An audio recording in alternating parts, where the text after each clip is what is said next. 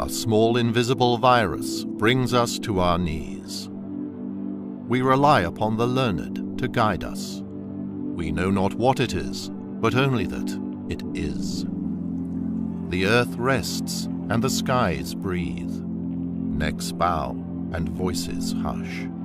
We see every nation on their knees. We acted for gain towards lusts. Emperors and empresses with new clothes like shrouds and palaces like coffins. The great city of Pompeii, the marbled halls of Caesar, the palaces of the pharaohs. Their people, just like us today, thought that they were at the pinnacle of civilization. Yet, in a moment, they were turned to dust. Man's mischief has brought upon him his own humiliation. But the power that rains down trials and tribulations is capable of summoning relief. So now is not the time for pessimism and panic.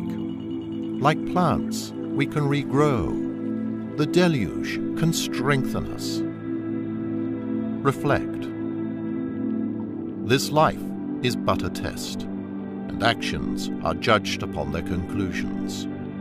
Use this moment to change for the better. Now is the time to return to the One who created the earth and set it on its orbit with flawless precision. The most minute change would be catastrophic for all creation. Reflect. There is only one being capable of such perfection. The earth rests and the skies breathe.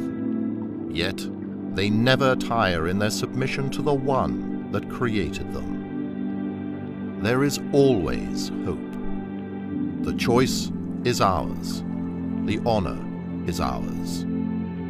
Let us throw off the heavy shackles of arrogance and deceit, and find peace, hope, and humility by submitting to the One. As we regrow, let us regrow with purpose. Let us regrow with hope. And let us regrow with faith. Bear witness that there is no God worthy of worship except Allah, and that Prophet Muhammad is his final messenger. ومن يتق الله يجعل له مخرجا ويرزقه من حيث لا يحتسب